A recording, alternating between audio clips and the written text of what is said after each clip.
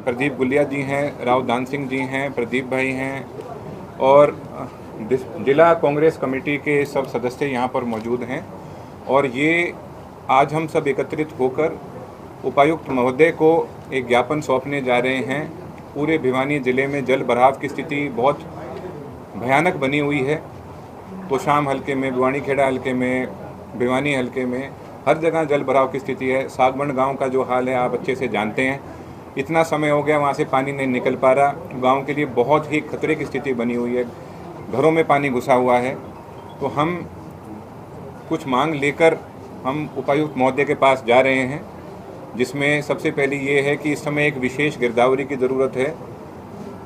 मुख्यमंत्री महोदय से हम इस बात की मांग करते हैं कि विशेष गिरदावरी कराई जाए और जहाँ जहाँ फसल का नुकसान है पर एकड़ 50,000 का मुआवजा दिया जाए।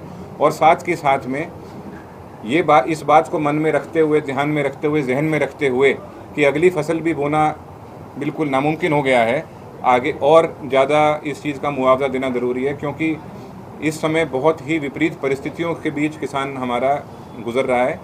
और साथ के साथ में घरों का बहुत नुकसान हुआ है।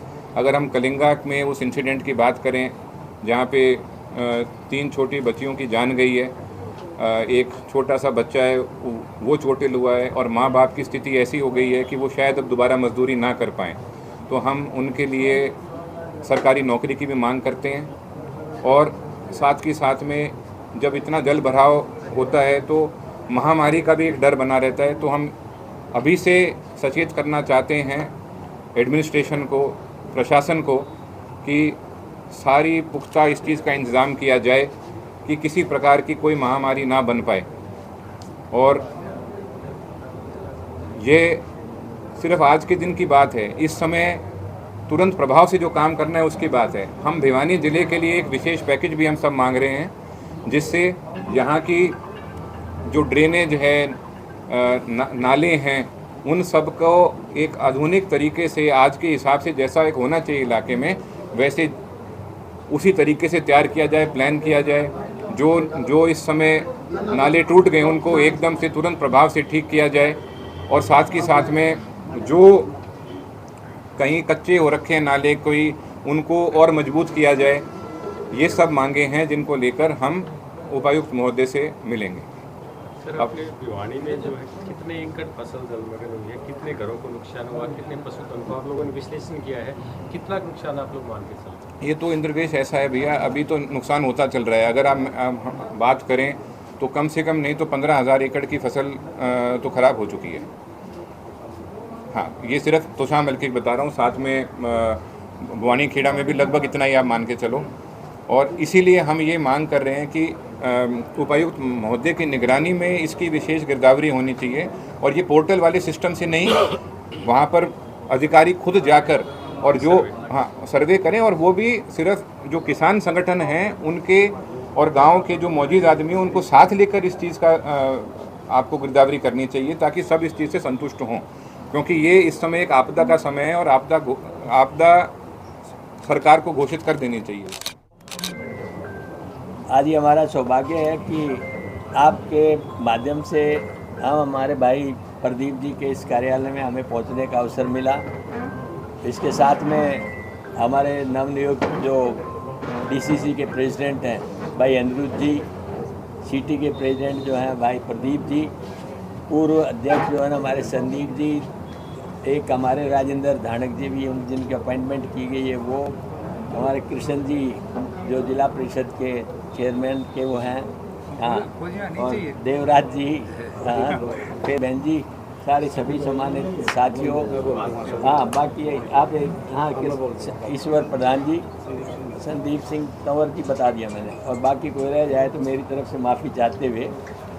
देखिए, जैसा कि भाई अनिरुद्ध ने बताया अभी कि वाकई में एक बहुत बड़ी प्राकृतिक आपदा पूरे हरियाणा में आई है और उसके साथ लगते हुए प्रदेश पंजाब और हिमाचल प्रदेश के अंदर है। मैं मानता हूँ कि प्राकृतिक आपदा एक ईश्वर का काम है, वो किसी के बस की बात नहीं, लेकिन प्रशासन की जिम्मेदारी बनती है कि कोई भी आपदा आती है उसको समय रहते हुए पहले से सोचे, विचारे, एंटिसिपेट करे और एक्सीजेंसी के अंदर जो भी उनके पास डिजास्टर मैनेजमेंट का सिस्टम होता है उसको लागू करें। आज हमने अपने यहाँ पर आकर के देखा कि वाकई में सरकार की तरफ से किसी तरह की कोई सुविधा सच्चाई के रूप में नहीं पहुँचाई जा रही है, जिससे हम कह सकते हैं कि उसका आम आदमी को एक जो फ़ायदा हो रहा हो। जहाँ तक रहा सवाल केंद्र गवर्नमेंट का, आपने देखा होगा कि प्रधानमंत्री महोदय ने दौरा किया हिमाचल प्रदेश और पंजाब का, जबकि हरियाणा भी बाढ़ग्रस्त बहुत बड़ा क्षेत्र है। हरियाणा को आज तक बाढ़ग्रस्त क्षेत्र घोषित नहीं किया। हम ये मानते हैं कि बाढ़ग्रस्त क्षेत्र हरियाणा को भी घोषित करना चाहिए कि हरियाणा के कम से कम भी 1900 एकड़ से 19,000 एकड़ से ज़्यादा ज़मीन तो अपने 2 हलकों के अंदर ही मतलब प्रभावित है और बाकी हरियाणा रह जाता है अलग। तो ये समझते हैं कि सरकार को हरियाणा को भी बाढ़ग्रस्त घोषित करना चाहिए। जो पैकेज उन्होंने पंजाब के लिए दिया 1600 और 1400 1500 रुपये दिए हैं, उन्होंने करोड़ रुपए दिए हिमाचल के लिए, बहुत यानी मीगर अमाउंट जिसे कह सकते हैं, छोटी अमाउंट है। इससे कोई ऐसा प्रयोग नहीं कर सकते जिससे किसी बाढ़ राहत के कार्य में लगा करके हम ये कहें कि अब इसका उचित प्रयोग हम कर पाएंगे। हरियाणा के लिए अभी तक कोई किया ही नहीं है कोई, और ख़ास तौर पे भिवानी, मैं समझता हूँ कि हमारी एक स्पेशल मांग है कि वैसे तो समस्त हरियाणा को दें और विशेष तौर पे भिवानी को दें, क्योंकि यहाँ जिन गाँवों के हालात देखिए, किसान बहुत मतलब बुरी हालात के अंदर है। जिसके घर के अंदर 8 से 10 फीट का पानी खड़ा हो तो अंदाज़ा लगाइए कि उस घर की परिस्थितियाँ क्या होंगी। आज पानी चला भी जाता है, सूख भी जाता है, तो भी उस घर की परिस्थिति आने वाले समय में क्या होगी, उसकी घर की आर्थिक स्थिति क्या होगी। इन सब बातों को देखते हुए हम कह सकते हैं इन हालातों में सरकार से हमें चाहिए कि ज़्यादा से ज़्यादा राहत कार्य यहाँ पर दिया जाए। इसी को लेकर के ज्ञापन अब सारे जने हम मिलकर के माननीय डीसी महोदय को देने जा रहे हैं और उनसे मांग है कि 50,000 से 60,000 पर एकड़ का मुआवजा सरकार को तुरंत प्रभाव से गिरदावरी करा के उन किसानों को देना चाहिए, ताकि उनको कम से कम आने वाले समय में तो एक भविष्य नज़र आने लगे। मैं समझता हूँ कि सरकार इस बात का संज्ञान लेगी, खाली बातों में नहीं और वादों में नहीं, सच्चाई के अंदर किसान की मदद करने की बात करेगी। ये हम आपसे कहना चाहते हैं। बाकी सारी बातें आपने भाई बताया, 3 बच्ची जो एक बिल्डिंग कलेप्स होने की वजह से कोलंगा में गिरी हैं, तो वो भी वाकई में एक दर्दनाक हादसा है। उस परिवार को भी पूरी सहानुभूति पूरे समाज की भी है, तो परिवार के साथ में सरकार की भी होनी चाहिए कि उन बच्चों की राहत के लिए, उस परिवार की हिम्मत और हौसला बढ़ाने के लिए उनकी पूरी मदद की जाए। आप सब ने यहाँ हम लोगों को सुना है और आगे और भाइयों को भी सुनेंगे। मैं तो इतना ही कहना चाहूँगा कि आपका बहुत बड़ा रोल होता है, तो आप इस बात को तुरंत प्रभाव से सरकार के संज्ञान में भेजने का प्रयास करें। धन्यवाद। सर, आपने सम्मान में भी ये हैं और 51,000 रुपये अभी जाके डीसी साहब को देंगे एक चेक, और बाकी भी लोग जितने भी सारे भाई गए थे इन्होंने सब ने अपनी अपनी तरफ से वहाँ मदद की है, और अभी भी राहत कार्य इंडिविजुअल तो जारी है, सरकार की तरफ से मांग है। काफ़ी देर से आप इंतज़ार कर रहे थे। सभी पत्रकार बंधुओं से माफ़ी सहित मैं आगे बढ़ता हूँ। मैं बात कर रहा अनिरुद्ध भाई से कि एक औपचारिक तौर पे एक तरीके हमारे जिला अध्यक्ष अनिरुद्ध जी हैं, जिला शहर अध्यक्ष प्रदीप गुलिया जी हैं। एक पहली राव साहब आपके आगमन में पहली सामूहिक औपचारिक प्रेस कॉन्फ्रेंस हो रही है। हमारे बहुत ही वरिष्ठ कांग्रेसी नेता राव दान सिंह जी जो है प्रवेशक भी हैं, बहुत वरिष्ठ नेता कांग्रेस पार्टी के। हमारे जिला के ग्रामीण के अध्यक्ष भाई अनिरुद्ध सिंह जी, हमारे जिला शहरी अध्यक्ष प्रदीप गुलिया जी, बहुत ही वरिष्ठ कांग्रेस नेता संदीप तंवर जी, हमारी बहन रेणु बाला जी, हमारी बुआ जी पीछे सुमन कुंगड़ जी, उमेश भारद्वाज जी, पूर्व चेयरमैन साहब, हमारे मेहता जी, एससी डिपार्टमेंट, ओबीसी डिपार्टमेंट, सभी के अध्यक्ष, पूर्व चेयरमैन सुभाष जी, इलानिया साहब, जो रह गए साथी माफ़ी चाहूँगा। आप लोग जानते हैं कि जिस तरह अनिरुद्ध भाई ने पहले जिक्र किया, फिर राव साहब ने जिक्र किया कि कलंगा में घटना हुई थी। मैं खुद उस गांव से परिवार से मिलके भी आया था। सरकार ने 12 लाख की धनराशि दी है। उस परिवार के 3 बच्चों की मौत हुई है, 3 बच्चियों की मौत हुई है। एक बच्चा 5 साल का जीवन मौत से आज तक लड़ाई लड़ रहा है। माता पिता दोनों काम करने लायक नहीं बचे। तो पहली बात तो मेरा मानना है कि 12 लाख उस परिवार के लिए पर्याप्त धनराशि नहीं है। भाई आपको उनका फिर से पुनर्वास करना पड़ेगा, घर देना पड़ेगा, उनके आगे की दवाइयों का, इलाज का, बच्चे का भविष्य की पूरा आपका इंतजाम करना पड़ेगा। क्योंकि और इसके साथ साथ मैं एक बात कहना चाहता हूँ कि मेरा खुद विधानसभा क्षेत्र है। इस मीटिंग के बाद हम लोग जाएंगे भी वहाँ पे। आज भी बड़सी गाँव में जाना है, बवानी में जाना है। पूरे क्षेत्र में बाढ़ आई हुई है, कई घर गिरे हैं, कई घरों में पानी का रिसाव है। अभी इसके बाद हम अनिरुद्ध जी यहाँ बैठे हैं, राव दान सिंह जी यहाँ बैठे हैं, प्रदीप गुले जी, सब वरिष्ठ कांग्रेस यहाँ बैठे हैं, सबके नेतृत्व में हमें ज्ञापन देने जा रहे हैं डिस्ट्रिक्ट कलेक्टर को, डीसी साहब को। लेकिन उनको एक बात हम इसके जरिए एक बड़ी बात भी कहना चाहेंगे कि कई घर गिरे हैं, एक घर नहीं गिरा है, पोर्टल बंद रहे हैं भिवानी में, गांव अपना को लिस्ट नहीं कर पाए हैं, फसलों पे हम कम से कम 1 लाख मुआवजे की मांग करते हैं, पूरी फसलें किसानों में नष्ट हो चुकी हैं, और जितने घर टूटे हैं उनको सरकारी योजनाओं के तहत सरकार सबको मुआवजा दे। और आगे, क्योंकि ये इस बार हुआ है, जरूरी है अगली बार भी नहीं होगा, अगली बार भी हो सकता है, सरकार पूरे तरीके से सचेता होकर आगे के लिए स्कीम लेके आए, कैसे अगली बार ड्रेन की सफाई करेंगे, कैसे अगली बार हम कह रहे हैं कि जल भराव ना हो, पूरी प्लान और पॉलिसी सरकार सामने लेके आए। और भिवानी में जो बाढ़ आई, मैं बार बार कहता हूं कि इसको फ्लड डिजास्टर घोषित करना पड़ेगा सरकार को, तभी ऊपर से फंड आएंगे, तभी कोई आगे का कार्रवाई कर पाएंगे डीसी साहब। जहां तक नेताओं का सवाल है, भिवानी में जो भाजपा के नेता हम उनसे बहुत ज़्यादा उम्मीद नहीं करते हैं। मेरे सामने बार बार मैं जिक्र करता हूँ, जो हमारे विधायक हैं वो शायद आज तक इसी खुशी से बाहर निकल पाएंगे, विधायक बन गए हैं, जनता से काम करने की बात दूर की है, तो अब वो अमेरिका से वापस आ गए हैं। बाकी सरकार से हम कहना चाहते हैं कि आपका जो हनीमून पीरियड था वो ख़त्म हो चुका है, अब आप जनता के लिए काम करिए, और कम से कम जो जल भराव की बड़ी समस्या है, जो लोग घर गिर रहे हैं, जो आज तत्काल की बड़ी समस्या है, उससे हम कैसे निपटे, उसके लिए ब्लू प्रिंट तैयार करिए। और मैं आपसे पुनः सभी मीडिया के बंधुओं का धन्यवाद करता हूँ, और खासकर हमारे बीच में अतिथि के तौर पर पहुँचे हैं बहुत ही वरिष्ठ कांग्रेसी नेता, हमारे यहाँ प्रवेशक भी हैं और लोकसभा के कैंडिडेट भी हैं, राव दान सिंह जी वहाँ पहुँचे, उनका स्वागत करता हूँ। हमारे जिले के अध्यक्ष हमारे भाई अनिरुद्ध सिंह जी पहुँचे, उनका स्वागत करता हूँ। हमारे भाई जिला शहरी के अध्यक्ष हमारे भाई प्रदीप गुलिया जी पहुँचे, उनका स्वागत करता हूँ। सबका बहुत बहुत धन्यवाद। एक कहूँगा कि गांव में बुआनी खेड़ा और तुसाम, खासकर तुसाम में एक सांगवण गांव में तो ऐसी हालात पैदा हो गई है, वहाँ अनिरुद्ध हमारे जिला अध्यक्ष जी भी जाके आए हैं, अपने निजी कोष से भी इन्होंने वहाँ मदद दी है। अभी वहाँ राव दान सिंह जी और हम सभी साथी वहाँ गए थे, उन्होंने बताया कि अनिरुद्ध जी आए थे, अनिरुद्ध जी ने अपने पर्सनल निजी कोष से वहाँ ट्रैक्टर भी भेजे, जेसीबी भेजे और भी बहुत सी मदद करी। राव दान सिंह जी ने भी वहाँ अपने निजी कोष से 1,11,000 रुपये वहाँ की पंचायत को दिए। और अब सभी कांग्रेस के साथी डीसी साहब से मिलेंगे और डीसी साहब को एक ज्ञापन दे के अवगत कराएंगे कि डीसी साहब, सरकार और प्रशासन जो ये अनदेखी क्षेत्र की कर रहा है, आप शहर की कुछ गलियों में पानी भरा, हमने भी प्रदर्शन कराया, मीडिया ने भी प्रमुखता से दिखाया, तो अपने निजी कोष से राव दान सिंह जी और कांग्रेस पार्टी के सभी कार्यकर्ता एक रिलीफ फंड चेक भी वहाँ डीसी साहब को सौंपेंगे। और आप लोगों के माध्यम से मैं ये कहना चाहता हूँ, सरकार को और प्रशासन को चेताना चाहता हूँ कि ये जो लोग पानी में डूबकर जो ये लोग अपने घर खो रहे हैं, अपनी जान गंवा रहे हैं, सरकार चेते और इनके पानी की निकासी की तुरंत व्यवस्था करें।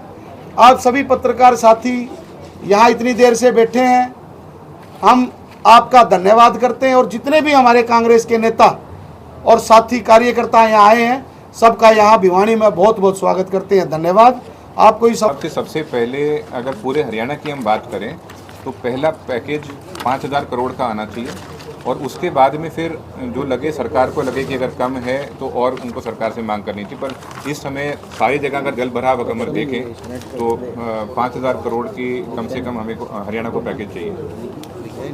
सुप्रू जी ने 5,000 करोड़ की मांग की है, लेकिन हिमाचल में 7 लाख रुपये मकान के लिए, हरियाणा में ये 1.5 लाख की उसकी बात रखी गई है, 20 लाख एकड़ का। आजकल की नहीं, हम जिला कांग्रेस के अनुसार हमने जो हमने बात करी है, आज के दिन जहाँ पर भी जो दिक्कत और कमी और जो महंगाई, उन सब चीज़ों को देखते हुए, और एक फसल का जो दाम मिलता है, उन सब चीज़ों को देखते हुए हमने ये एक फिगर पे हम पहुँचे हैं।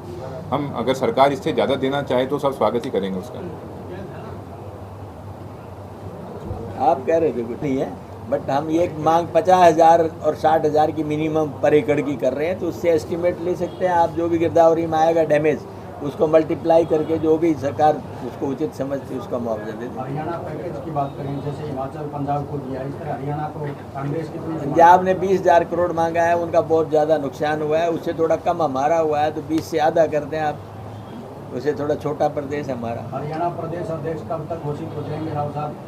देखिए ये तो पार्टी हाईकमांड का काम है, ये हमारा काम नहीं है।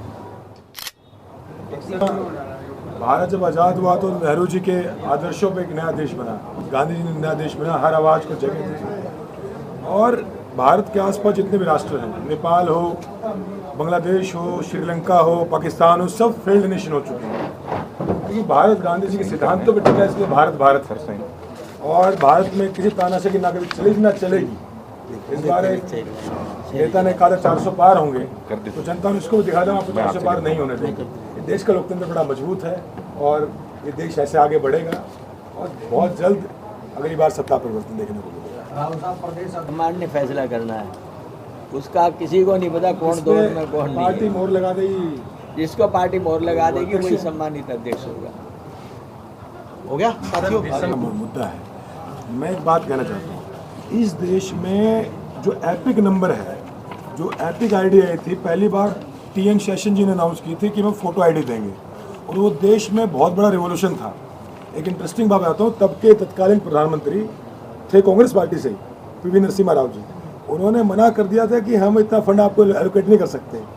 उनका बाई इलेक्शन था, तो TN शेषन जी ने कहा कि मैं बाई इलेक्शन अनाउंस नहीं करूँगा उससे पहले।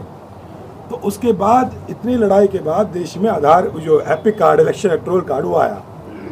अब जो SIR के जो आंकड़े हैं, जो डॉक्यूमेंट मांगे गए थे 11 पहले, उसमें इलेक्शन कमीशन ने खुद के आई कार्ड को मानने से मना कर दिया।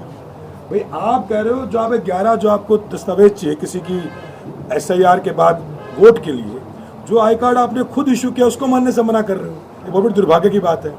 आधार कार्ड इस देश में पूरे देश में लागू किया गया, फिंगरप्रिंट मैच करके किया गया। आप उस आधार कार्ड को इंक्लूड करने के लिए सुप्रीम कोर्ट को आदेश देना पड़ा। तो कहीं ना कहीं जो पूरा SIR का मुद्दा है, ये बिहार चुनाव को मैनिपुलेट करने की कोशिश की गई है। मैं आपको एक और बात कहना चाहता हूँ, बिहार में सीमांचल में, क्योंकि थोड़े डाटे हैं इसके, सीमांचल जिले में सबसे ज़्यादा वोट कट हुआ है, सीमांचल के जोन में, जिसमें पूर्णिया, अररिया, किशनगंज और कटिहार जिला आते हैं। और इन चारों जिलों में भाजपा बहुत कमज़ोर है। जहाँ भाजपा कमज़ोर है वहाँ जो लोग कांग्रेस के वोटर हैं या इंडिया गठबंधन के वोटर हैं, उनके वोट काटे गए। आप डाटा उठाना, सबसे ज़्यादा वोट कहीं काटा गया है तो बिहार में सीमांचल में काटा गया है। तो ये सब भाजपा के लिए इलेक्शन कमीशन काम कर रहे हैं। मैंने पहले भी कहा था, जो हमारे election commission chief election commissioner हैं, इनकी बेटी एक नोएडा में DC लगा रखी है, दामाद सहारनपुर में DC लगा रखा है, उत्तर प्रदेश के मैं प्रभारी, कुछ आइडिया मुझे भी हैं। तो ये मलाई खा के राजशाही को चला रहे हैं, लोकतंत्र को पीठ में छुरा घोंप रहे हैं और देश के संविधान की हत्या कर रहे हैं। केंद्रित करना चाहूँगा कि भिवानी ज़िले में इस समय पानी के जल भराव को लेकर जो स्थिति है, हम सारा ध्यान वहाँ एकत्रित करें। हमें इस समय इस स्थिति से बाहर निकलना ज़रूरी है। सर आने वाले टाइम में हमने जो ज्ञापन दिया है, जो देने जा रहे हैं DC साहब के माध्यम से, उसमें हमने इस चीज़ का विशेष तौर से हमने जिक्र किया है। और मैं ये समझता हूँ कि जब आप एक किसी भी जगह पर एडमिनिस्ट्रेटिव तरीके से काम करें, अच्छी एडमिनिस्ट्रेशन अगर आप रखें, तो उसमें हमारे यूथ विंग, सीनियर हमारी DCC की टीम, हर कोई साथ देने को तैयार है, क्योंकि आखिरी में जाकर हमें अपने इलाके का बचाव करना है। तो इसमें हम पूर्ण रूप से तैयार हैं। पर हम भी ये चाहते हैं कि हम प्रशासन के साथ मिलकर करें, ताकि एक दिशा में काम हो, रिसोर्सेज वेस्ट ना हो, सब साथ मिलकर इस चीज़ में काम करें, ये बहुत ज़रूरी है। और अगर प्रशासन नहीं करेगा तो हम अपने लेवल पे करेंगे जो हम कर सकेंगे। तो सवाल भी करेंगे, जवाब भी मांगेंगे। पिछली बार जननायक जनता पार्टी को 10 सीटें इसलिए दी, जनता ने कि बीजेपी से अलायंस कर लिया, इसलिए दिए थी भाजपा से लड़ाई लड़े। और जब उन्हें अलायंस किया तब जनता के बीच में गए नहीं। अब जनता के बीच में जो विपक्ष में है, तो जनता तो पूछेगी भी, सारे सवाल भी करेगी, जवाब भी मांगेगी। जनता जागरूक है, बिल्कुल है, मुझे पूछ रहे हैं। ठीक।